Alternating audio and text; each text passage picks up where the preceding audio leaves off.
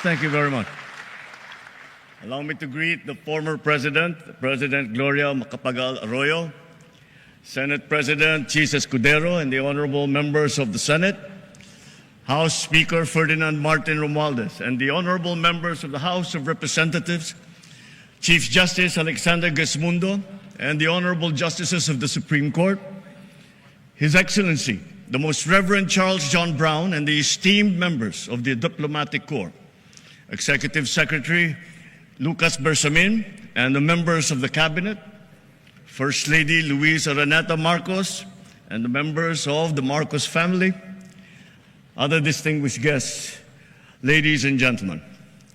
First of all, allow me to congratulate the newly elected and re-elected 12 senators and 314 district and party list representatives of Congress. Mga kababayan, magandang hapon po sa inyong lahat. Makasaysayan ang katatapos na halalan nitong Mayo.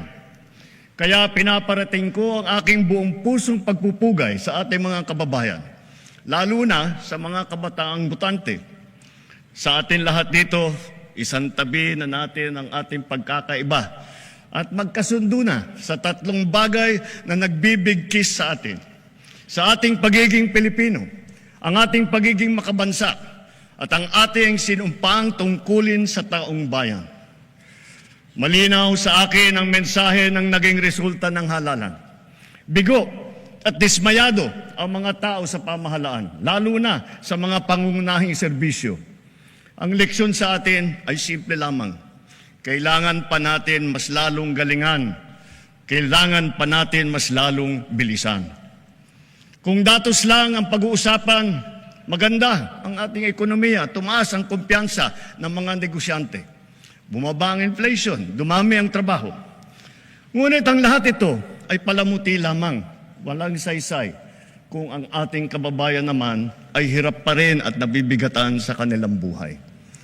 Kaya sa huling 3 taon ng administrasyon, ibubuhos pa natin ang lahat-lahat, hindi lamang upang mapantayan, kundi mahigitan pa ang pagbibigay ginhawa sa ating mga kababayan.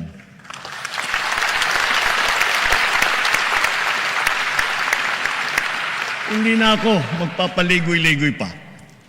Maayos na hanap buhay talaga ang mabisang pantiyak laban sa kahirapan at laban sa gutom. Dumarami ang mga nalilikhang hanap buhay sa ating bansa ngayon. Magpupursige ang DOLE, DTI, DSWD, kasama pati ang DOT at mga kaugnay na ahensya sa paghahanap ng paraan at ng mga oportunidad para sa natitirang 4% ng ating puwersang manggagawa na hanggang ngayon ay walang trabaho. Ipagpapatuloy natin ang pagbibigay ng puhunan sa mas marami pang negosyante para makapagsimula ng maliit na negosyo o micro-enterprise sa mababang interes at walang kolateral. Pati na rin ang kapital at proteksyon para sa mga yamang isip. At para sa mga tinataguyod natin mula sa kahirapan, patuloy tayong nagbibigay ng libreng training at puhunan para makapagtayo sila ng sariling negosyo. Hindi tayo titigil hanggang halos 2.5 milyon maralitang pamilya ay matutulungan natin na magkaroon ng kanilang sariling maliit na negosyo. Palalaguin natin ang mga industriya, mga pabrika ng sasakyan, hulmahan, electronics, biotechnology, pharmaceuticals, critical minerals, telang Pinoy, halal, construction, mga planta ng kuryente. Ngunit, nananawagan pa rin ako sa ating mga negosyante. Mamumuhunan kayo sa ating agrikultura. My single resounding message to the international business community is this: the Philippines is ready. Invest in the Filipino. Our cavalcade of dependable and hardworking Filipinos, innately skilled, adaptable, and possessed with a heart for service are here, ready to work and to succeed with you. Sa mga nagtatanong kung nasa na ang 20 pesos na bigas, ito ang aking tugon. Napatunayan na natin na kaya na natin ang 20 pesos sa bawat kilo ng bigas nang hindi malulugi ang ating mga magsasaka.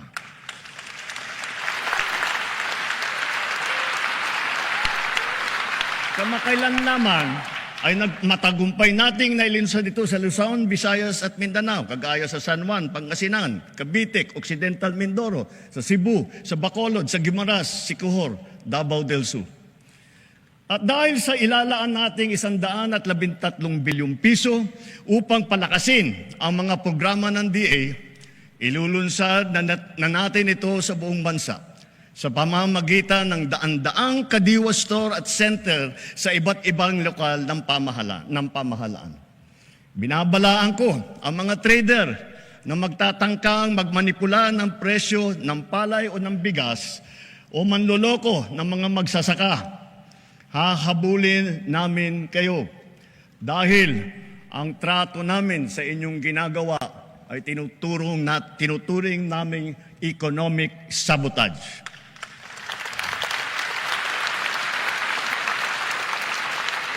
Bilang pangunahing solusyon sa mataas na presyo ng baboy, pinalalakas natin ang ating lokal na produksyon.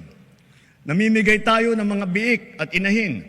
Nagpapatayo din tayo ng mga biosecured facilities upang lubos na pababain ang presyo ng karne. Nagsimula ng magbakuna labang sa ASF at palalawigin pa natin ito ng pagbabakuna sa lahat.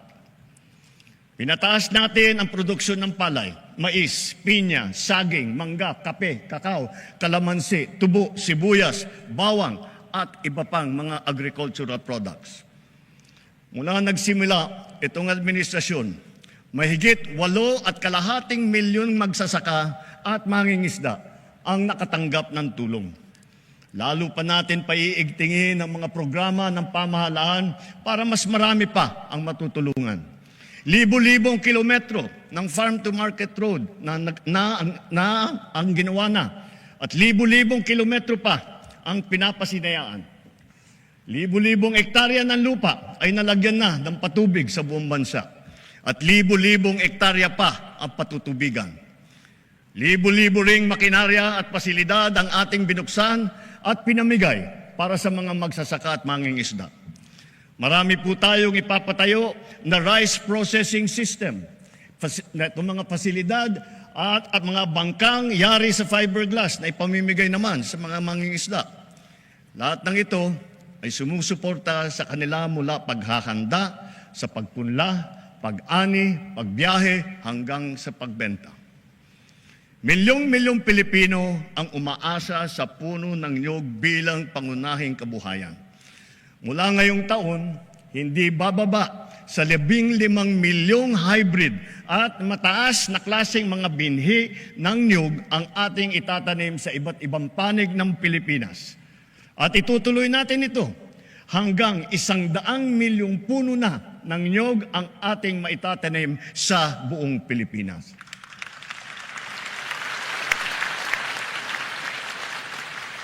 At upang lubos na pasiglahin ang industriya ng niyog, hihilingin natin sa Kongreso na amyendahan ang Coconut Farmers and Industry Trust Fund Act para naman maging mas angkop sa mga pangangailangan ng ating mga magsasaka. Bahagi lamang ito na ginagawa nating malawakan pagpapalakas ng iba't iba pang mga industriya. Kasama dito ang industriya ng asin, pagproproseso, pag-export ng niyog. Sa tulong ng DOST, ginagamit natin ang mga magagandang dulot ng agham tulad ng mga nadiskubre at nagawa ng ating mga siyentipiko at inventor. Pati na rin ang mga modernong pamamaraan tulad ng mga bagong binhi, pataba, makinarya at estratehiya gaya ng intercropping at off-season technique. Naghihintay din sa ating kabataan ang mga kurso, programa at mga scholarship sa larangan ng agrikultura upang ito ay kanilang gawing hanap buhay balang araw at maipapagpatuloy ang marangal na kabuhayan ng kanilang mga magulang. At para sa susunod na ating salinlahi ng mga magsasaka, tiyak na magiging kanila na ng tuluyan ang lupang sinasaka nila.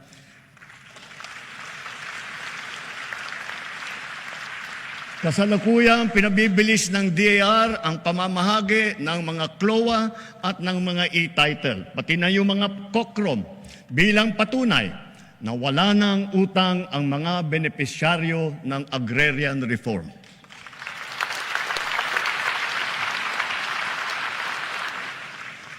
Bagaman dumarami ang ating mga planta ng kuryente sa buong bansa, lalo na ang mga bagong teknolohiya at malinis na enerhiya tulad ng solar, windmill, natural gas. Bagaman kilalang-kilala na tayo sa buong mundo dahil sa pagpapahalaga natin sa renewable energy, naririyan pa rin ang mga problema sa enerhiya na damandama ng bawat Pilipino. Kagaya ng 3 milyong kabahayan na wala pang kuryente. Palagi ang brownout at ang mataas na presyo ng kuryente. Kaya binibilisan nating mabigyan ng koneksyon at pinapalakas palalo ang kakayahan ng ating gumagawa ng kuryente. Pagpasok ng administrasyong ito, mahigit 5 milyon ang mga bahay na wala pang kuryente. Sa loob ng 3 taon, 2.5 milyong kabahayan ang ating nakabitan na may kuryente na sila.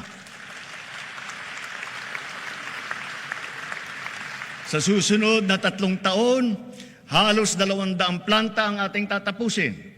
Ito ay may kakayahan magpailaw sa 4 milyong kabahayan o sa mahigit na 2,000 pabrika sa halos 7,000 tanggapan at negosyo.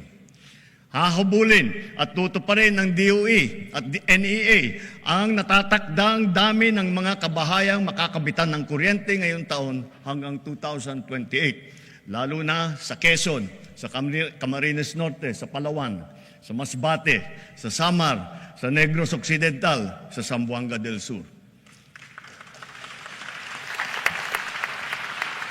At sa pagtatapos ng 2028, dagdag na mahigit 1 milyong kabahayan pa ang magkakaroon na rin ng kuryente sa pamamagitan ng solar power home system. Para lalo pang makatipid ang ating mga kababayan at maipagbili ang anumang sobrang kuryente nila, isusulong na ng Department of Energy ang net metering program at pabibilisin din ng ERC ang proseso ng pag-aproba nito. Habang inaayos natin ang komplikado nating sistema ng enerhiya sa bansa upang maipababa ang presyo, pinapalawig pa natin ang lifeline rate. Bukod sa mga miyembro ng 4P, kasama na rin ngayon ang mga pamilyang nasa listahanan na maliit lamang ang kinikita at ang konsumo naman ay hindi lumalampas sa lifeline rate. Hindi ko palalampasin ang nangyari kamakailan sa Siquijor. Dahil sa malawakang brownout, napilitan pang magdeklara ng state of calamity sa lalawigan. Naperwisyo nito ang mga taga roon, ang kanilang turismo, kanilang negosyo, ospital, sari-saring serbisyo. Sa ginawa nating investigasyon, ano yung ating natuklasan? Mga expired na permit, mga sirang generator na halatang napabayaan, kaya sunod-sunod na bumibigay. Mabagal na aksyon at kawalan ng maayos na sistema ng pagbili ng krudo at ng mga pyesa. Ipinag-utos ko sa DOE, NEA at ERC na pabalikin sa normal ang serbisyo ng kuryente sa Siquijor bago matapos ang taon. Titiyakin namin na maitatag agad ang mga pasilidad para sa pangmatagalang lunas sa kanilang problema sa kuryente. Hindi na dapat ito maulit muli. Iimbestigahan ang naging kapabayaan nito at ang iba pang mga katulad na kaso sa buong bansa. Dapat nilang ayusin ang pamamahala ng mga kumpanya ng kuryente at ipag-utos ang pag-refund kung kinakailangan. Tulad ng pagkain, nakasalalay ang buhay natin sa tubig. Marami tayong mga malalaking proyekto na nakalatag para sa butihing supply at malinis na tubig sa buong bansa. Meron din tayo mga makabagong sistema upang salayin ang tubig at gawin itong malinis para mainom, lalo na para doon sa mga taga-isla. Ganun pa man, marami kaming natatanggap na reklamo na hindi man lang daw umaabot ang tubig sa kanilang mga gripo. Sa lawak ng reklamo, lampas 6 na milyong consumer sa buong bansa ang kasalukuyang naapektuhan. Nakita ko na ang report. Kaya't ginagawa ng LUA ngayon ang mga mabisang hakbang laban sa palpak na serbisyo ng mga water district at kanilang mga joint venture partners.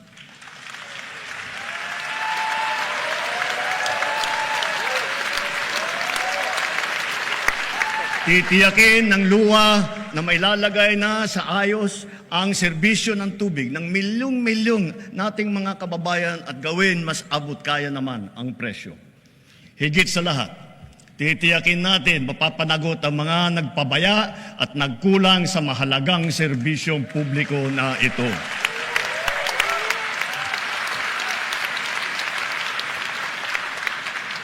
Malinaw sa atin ang tumambad na realidad tungkol sa ating mga kabataan ngayon. Ang kakulangan sa kaalaman at sa kakayahan, lalo na sa matematika, sa agham, sa pagbabasa at sa wastong pag-unawa. Ang mga nagda-drop out at mga hindi nakakapagtapos sa junior o senior high school. Ang kalahating milyong bata na nagbabanat na ng buto. Kung tayo ay nagpupundar ng malaki para sa infrastruktura, mas malaki pa ang ipupundar natin para sa ating mga mamamayan.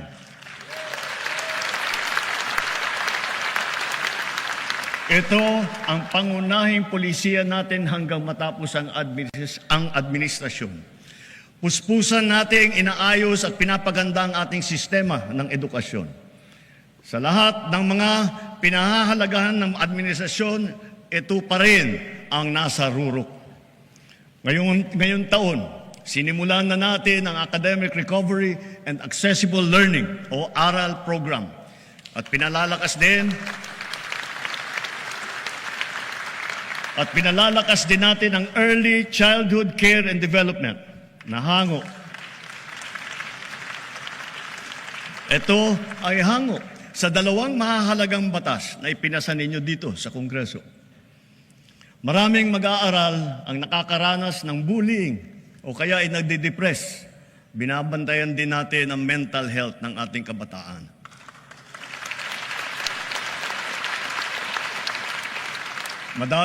Magdadagdag tayo ng mga school counselor na magsisilbing sanggunian at gabay nila.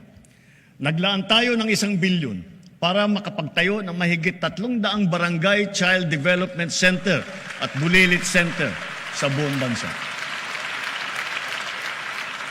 At ang pinaka-priority ay yung mga nangangailangan na puok na malalayo.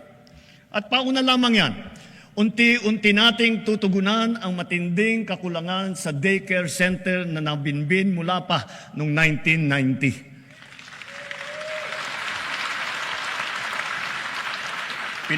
Pinaspasan na natin ang pagpabakuna ng mga bata. Sa DOH, kumpletuhin na natin ang bakuna para matapos na sa lalong madaling panahon na kumpleto na lahat ng ating mga anak ay nabakunahan na. Sa ilalim naman ng bagong lunsad na Yakap Caravan, matitignan na ang kondisyon ng kalusugan hindi lamang ng mga mag-aaral, kung hindi pati na ang mga guro. Mabibigyan sila ng libreng medical check-up, libreng lab test tulad ng cancer screening at libre na gamot. Sa nakaraang 3 taon, halos 22,000 silid-aralan ang nabuksan na. Hihigitan pa natin ito dahil talagang nakakaawa ang ating mga mag-aaral.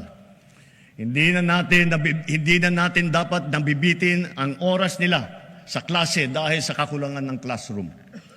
Katuwang ng pribadong sektor, sisikapin nating madadagdagan pa ng 40,000 silid-aralan bago matapos itong administrasyon.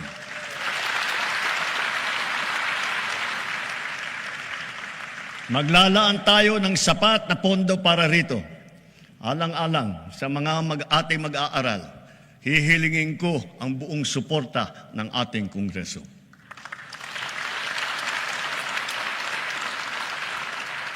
Naging matagumpay ang isinagawang tutoring at remedial program para sa mga mag-aaral nitong nakalipas na taon at nitong summer break. Palalawakin pa natin ito. At maraming salamat sa mga guro at lalo na sa mga ate at kuya na nag-volunteer na tinulungan ang mga maliliit para mas maganda ang resulta nila sa kanilang eskwela. Sa DOLE at sa DSWD, ipagpatuloy pa ninyo ang mga ganitong klaseng internship at pre-employment program para sa ating estudyante sa kolehiyo. Malaking tulong ito sa kanila habang sila ay nag-aaral. Malaking tulong ito sa bansa. Ngayon, nagdaratingan na ang mga laptop na laan para sa bawat guro sa public school.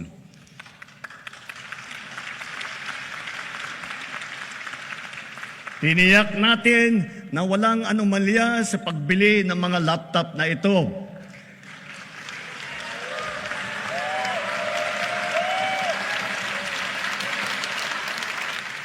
Nakahanda na ang mga high-tech at digital na mga materyales, mga smart TV, libreng Wi-Fi at libreng load sa bayanihan SIM card.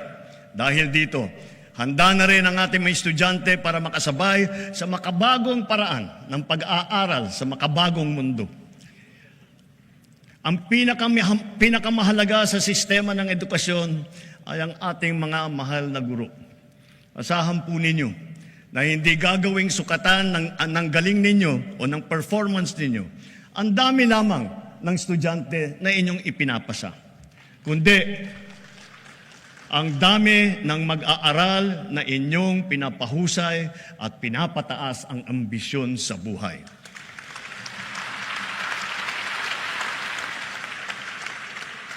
Hindi tayo tumitigil maghanap ng mga paraan upang pag-aanin kahit paano ang inyong pasanin sa araw-araw. Nagdagdag tayo ng 60,000 teaching item at nakapagbigay pa ng trabaho para sa ating mga lisensyadong guro. Tinanggal na natin ang halos 100 dokumentong kailangan ninyong atupagin noon na wala namang kinalaman sa inyong pagturo. Gagawin na rin nating digital ang mga natitira pang papel na kailangan ninyong asikasuhin. Para pwede na ninyong itong gawin online, diretso na mula sa mga bago ninyong laptop.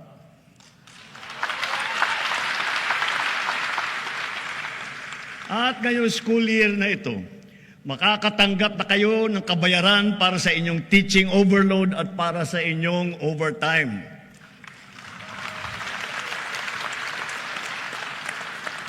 Napatunayan na nating mabisa ang TechVoc. Kaya unti-unti nang pinapasok sa senior high ang TVET ng TESDA. Ibig sabihin nito, ang mag-aaral ng senior high school pa lamang, makakapili na siya kung bookkeeping, agribusiness, electrical, graphic design, ang kanyang napupusuang larangan. Diretsong pagka-graduate, pwede na kaagad na maghanap buhay kung gugustuhin.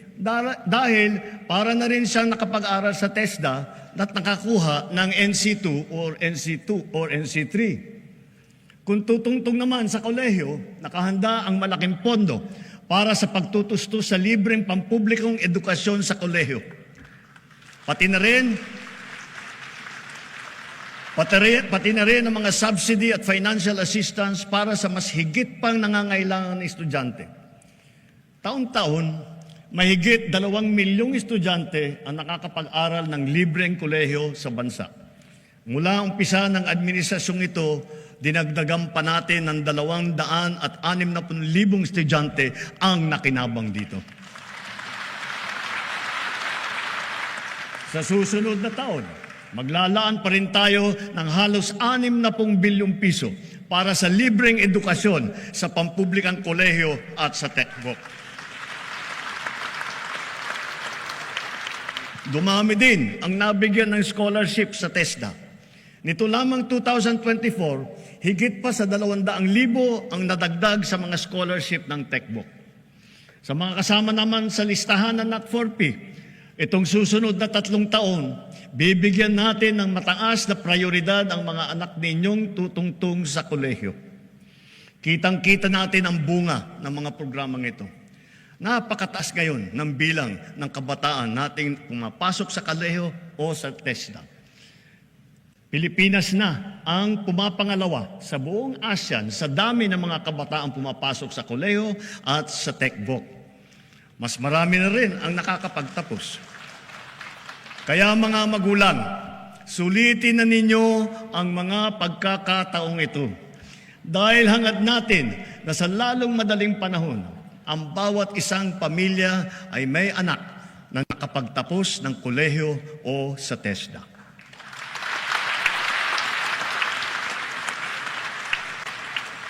Kung kalidad lang din ang pag-uusapan, hindi nagpapahuli ang mga universidad at kolehiyo natin dito sa bansa. Mula sa 22 noong 2022, ngayon 114 na sa kanila ay kinikilala sa buong mundo. 6 na po nito ay public school. At bilang natatanging pagkilala, gagawaran natin ng Presidential Merit Scholarship ang mga high school graduate na makakakuha ng matataas na honor.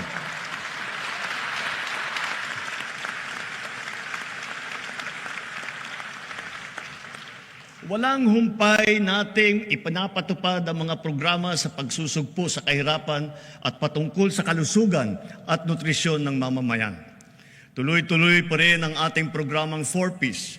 Hangad din natin na amyendahan ang batas ng 4Ps upang matiyak na talagang sapat ang panahon para maitaguyod ang kanilang paghihirap. Maitaguyod sila ang mga mahihirap.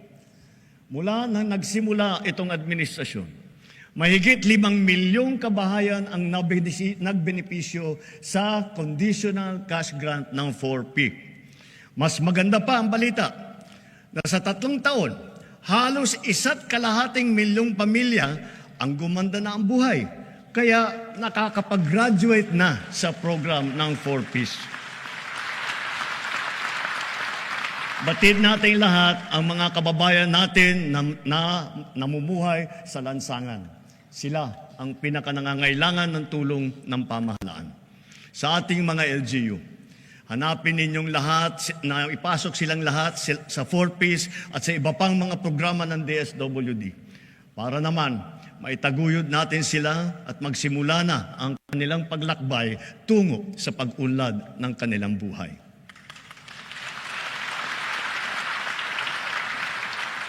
Sa 2nd taon ng ating Walang Gutom program, mabibigyan ng tulong ang 600,000 pinakanangangailangang kabahayan sa kanilang nutrisyon. At sa 2027, dadamihin pa natin sa 750,000 kabahayan ang maaabot ng feeding program natin.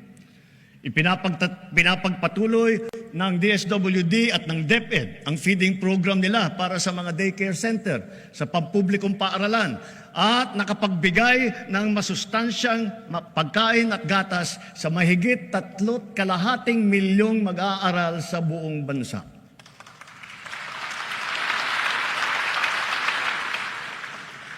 Dahil alam naman natin, basta't may laman ang tiyan, may laman ang isipan.